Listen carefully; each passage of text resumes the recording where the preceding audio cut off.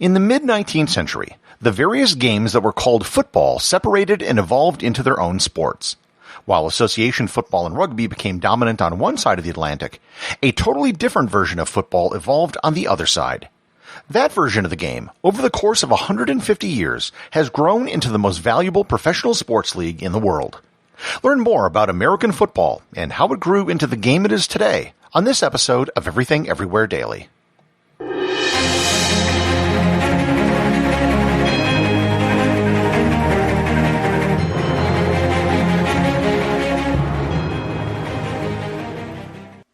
This episode is sponsored by Kachava.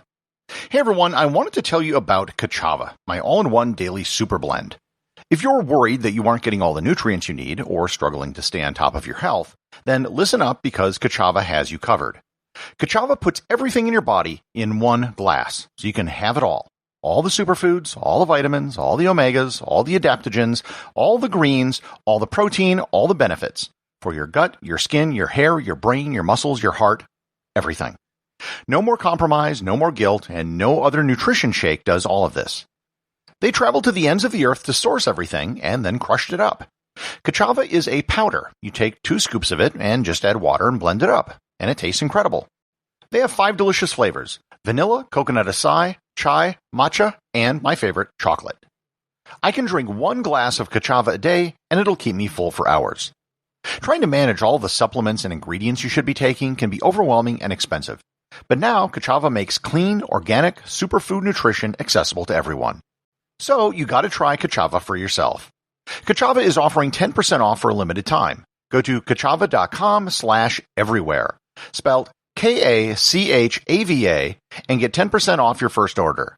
That's kachava.com/everywhere. The origin of this episode actually came from one of my listeners in New Zealand who suggested an episode on the origins of gridiron, which is what American football is called in many countries. People outside of the United States and Canada probably are vaguely aware of what American football is based on references in movies or television, but they might not know exactly what's happening if they were to watch a game. People in the United States or Canada may be very familiar with the game, but they have no clue how the game came to be what it is today. So, regardless of how familiar you are with the game, I think there might be something that you'll learn. I previously did an episode on the common origins of association football, aka soccer, rugby, and American football. It's hard to believe that they all had the same origins, but it's actually true. Kind of like how dolphins, monkeys, and bats are all mammals. They look totally different, but they all have similar origins. What we know as American football has its origins in rugby. If you are a rugby fan or an American football fan, you could watch the other game and get the basic gist of what was going on. I, as an American, attended the 2011 Rugby World Cup in New Zealand, and I was able to watch games and basically understand what was happening, even without knowing the minutiae of the rules. There's a rectangular field, goalposts, an oval-shaped ball. Each team is trying to advance the ball down the field to a zone at the end of the field to score points. While the very basics of the game are the same, anyone watching the two sports would very quickly realize that they are watching two very different things. As early as 1820, there were ball games being played at American universities on the East Coast. Each school tended to have its own rules, and the games were mostly an excuse for a mob of people to get wild. Dartmouth College in New Hampshire had an annual game called Old Division Football, and there's a photo of the game from 1874 you can find, and it's basically a field full of people chasing after a ball. Because every university had its own set of rules, there was an attempt to try to create a standardized set of rules that every college would adopt.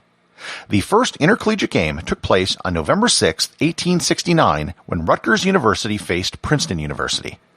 This game would probably not be recognized by anyone today as American football. For starters, the ball was round, and there were 25 players on each side. You would win the game by kicking the ball over the other team's goal, and you could not touch or carry the ball. This early game was more like a violent version of association football than it was like rugby.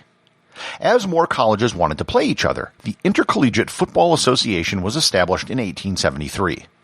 This organization supported college teams playing each other. Prior to this point, teams would often have to negotiate the rules before each match. In October of 1873, students from Yale, Columbia, Princeton, and Rutgers all met in New York City to establish a uniform set of rules. These rules were again more like association football than the new rugby union which had formed in 1871 in England. Harvard refused to attend as their version of the game allowed for picking up the ball and running, whereas the Intercollegiate Football Association did not. Harvard wasn't able to find any opponents at American colleges, so they scheduled 2 games against McGill University in Montreal in 1874. The first game used Harvard rules and the second game used rugby union rules. In June 1875, Harvard faced Tufts University with a new version of the rules.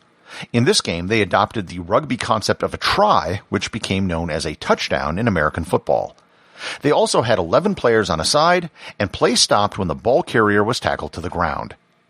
In October of that year, Harvard played Yale for the first time using these new rules, but with 15 players on a side. There were spectators in attendance from Princeton who really liked the new rules, and one person in the stands who would attend Yale the next year who created the modern version of the game, Walter Camp. Walter Camp entered Yale in 1876 and became influential in codifying many new rules which would define the game that are still in place today. For starters, he set the number of players on each side at 11. That is still the size of a team at most levels of competition today. He also created the concept of a line of scrimmage. This is the invisible line in the field which is determined by the placement of the ball. The line of scrimmage came from the rugby union scrum, and scrum is just short for the word scrummage. Along with the line of scrimmage, Camp also created the position of center and quarterback, as well as the idea of the center snapping the ball to the quarterback from the line of scrimmage. The initial rule regarding snaps stipulated that it had to be done by the center's foot, not their hands. They would literally kick it backwards with their heel. The entire concept behind these rules was that it allowed for one team, the offense, to have an uncontested attempt to advance the ball until they either scored or lost control of the ball. Each team would line up on opposite sides of the line of scrimmage until the ball was snapped, and then play would continue until the player carrying the ball was tackled down. And that is why each play is called a down. The idea of a line of scrimmage radically changed the game. However, there was a problem. A team could control the ball forever so long as they just didn't turn it over. Some teams, in particular Princeton, just kept advancing incrementally in very short distances. In 1882, Camp suggested a rule to solve this problem. The offensive team had to advance the ball 5 yards within 3 downs. If they failed to do that, they would forfeit control of the ball. In 1881, the field was set at its current dimensions. The length of the field was set at 100 yards long with 10-yard end zones and a width of 53 1/3 yards. There was also experiments with different point values for different methods of scoring. In 1883, a touchdown was worth 4 points, the points after a touchdown was worth 2 points, a safety was worth 2 points, and a field goal was worth 5. This system of different points for different types of scoring was actually adopted by rugby union from American football. And for those of you unfamiliar with the game, a touchdown is getting the ball into the zone at the end of the field. If you do that, you can kick the ball through the uprights for additional points. A field goal is kicking the ball through the uprights without a touchdown, and a safety is when you push the opponents all the way back into their end zone. There was one other big advance in the early 1880s which would truly set American football apart from rugby. They legalized interference, or as it's called in American football, blocking. Blocking is totally illegal in rugby. Walter Camp first saw blocking in the 1879 Harvard-Princeton game where he was an official, and he was shocked at what he saw. However, he soon realized how powerful it was and began using it with Yale the next year. Blocking soon led to formations like the flying wedge and players interlocking their arms to form a wall for players to run behind. The flying wedge was actually a sports adaptation of an ancient military formation. The flying wedge was made illegal in 1884 because it was considered to be too dangerous. The new sport saw rapid growth in the last 2 decades of the 19th century, with colleges all over the country establishing football teams and playing other universities. The Army-Navy game of 1893, which is the annual game between the Army Military Academy in West Point, New York, and the Navy Military Academy in Annapolis, Maryland, saw the first use of a helmet. Navy player Joseph M. Reeves had a leather helmet made by a shoemaker to protect his head after suffering a concussion. And fun fact, in addition to inventing the football helmet, Admiral Joseph Reeves is also known as the father of the aircraft carrier. There's something else that I haven't mentioned yet, which is also a huge difference between rugby and American football: the forward pass. The forward pass was initially just a trick play.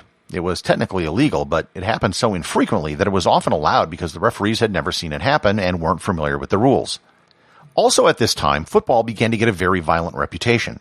In 1904, 19 players had been killed and 159 seriously injured, and another 19 were killed in 1905. President Theodore Roosevelt held a meeting with 60 schools in 1905 and threatened to ban football unless something was done. A new rules committee, which assembled in 1906, made a series of changes, one of which was making the forward pass legal. The idea was that it would spread out players on the field, reducing collisions. The first forward pass attempt was by Bradbury Robinson of St. Louis University on September 5, 1906. It was an incomplete pass. This rules committee became the basis of what would eventually become the National Collegiate Athletic Association, or the NCAA. Later that decade, the rules committee also changed the number of points awarded. Field goals were reduced to 3 points in 1909, and touchdowns were raised to 6 points in 1912. They also changed the number of downs from 3 to 4 and increased the distance you had to move from 5 yards to 10. The first several decades of American football was dominated by college teams. However, other teams began springing up not aligned with universities, and that was the beginning of players being paid. The first person believed to have been paid to play a football game was Pudge Heffelfinger in 1892, but that was done in secrecy and it wasn't revealed until years later. In 1897, the Latrobe Athletic Association of Latrobe, Pennsylvania, became the first wholly professional football team. In 1902, the first professional league was established, known as the National Football League. Despite having the same name, it was not the predecessor of the modern league called the National Football League. In 1920, the American Professional Football Association was formed with 14 teams. It was a very loose organization, as the teams could play anyone they wanted, and only 4 of the 14 teams actually completed their full schedule of games. In 1921, what was to become the greatest team in professional football history, the Green Bay Packers, joined the organization. The American Professional Football Association changed its name to the National Football League in 1921, which is the league that exists today. Of note is the fact that unlike baseball, which had a very strict color barrier barring black players, professional football never had such a restriction. There were several black players in the first years of the league. There weren't many, but they did play, including the famous baritone singer Paul Robeson. Fritz Pollard became the first black head coach in 1921. The use of football helmets didn't become mandatory until 1939 in college and 1943 in the NFL. However, they were de facto used by everyone in the NFL before that. The last player not to use a helmet was Dick Paulsman of the Chicago Bears in 1940. The early helmets were just made out of leather and may have had some rubber or foam inside to protect the head. The first plastic helmets were introduced in 1940 by the Riddle Sports Company out of Chicago, and the first face mask, which consisted of a bar in front, was adopted in 1955. The ball used in American football has evolved over time. As I mentioned before, the first balls were actually spherical. However, they eventually evolved to a more oblong ball like rugby balls. The modern-looking ball was adopted in 1934, that was more tapered at the ends and thinner in the middle. This made the ball much easier to throw and made the forward pass a much more practical play. Despite all the rule changes over the years, there are still some rather obscure rules that are on the books, which are holdovers from the very earliest days of the sport. For starters, rugby passes are still totally legal in American football. You don't see them very often, but they're actually called lateral passes. You'll often see teams do it in desperation situations or when doing trick plays. The other thing, which is still legal but almost never done, are drop kicks. A drop kick is not a punt. A drop kick is a kick where you kick the ball after it bounces on the ground. Drop kicks became all but extinct after the ball changes in 1934, as it became much harder to do a drop kick with the tapered ball design. Nonetheless, it's still legal. There has only been one successful scoring drop kick in the NFL since 1941. On January 1st, 2006, Doug Flutie, the backup quarterback for the New England Patriots, did a drop kick on a point-after touchdown. It was done because it was his last NFL game, and turned out it was his last play in the NFL. The Patriots coach, Bill Belichick, let him do it as a gesture for his last game because he knew he was one of the few players in the league who could pull it off. The last thing I'll mention is that there's another variant of gridiron which is known as Canadian football. Canadian football is very similar to the American variant with some important differences in rules. However, due to time constraints, I will leave that for a future episode. American football, despite being loosely based on rugby union, is now a totally different animal. Despite being over 150 years old, the game is still evolving, with new rules being adopted to make the game safer and more competitive. Everything Everywhere Daily is an Airwave Media podcast. The executive producer is Darcy Adams. The associate producers are Thor Thomsen and Peter Bennett. Today's review comes from listener Big Boy 1865 over at Apple Podcasts in the United States. They write, "Definite no-brainer. What's not to like? Topics vary so you don't lose interest, gives you enough info to know if it's worth digging into a subject further, etc., etc. P.S. There's one thing I don't like, it's not long enough. But I know it takes a lot of work, which I appreciate. P.P.S. What are your family's feelings on the podcast given how much time the prep takes?" Thanks, Big Boy. As for the episode length, you might not have noticed, but the episodes have been getting slightly longer over time. The average length used to be about 10 minutes, and now it seems to be around 12 to 13 minutes. I wouldn't expect any dramatic increase in the length beyond what it is currently. As for the amount of time it takes, I don't have wife or kids, so I don't really have to worry too much about the family. And even if I did, I just treat it like a job. I've gotten pretty good at writing episodes now, so if I focus, I can get them done much faster than I could when I started 2 years ago. Remember, if you leave a review or send me a boostagram, you too can have it read on the show.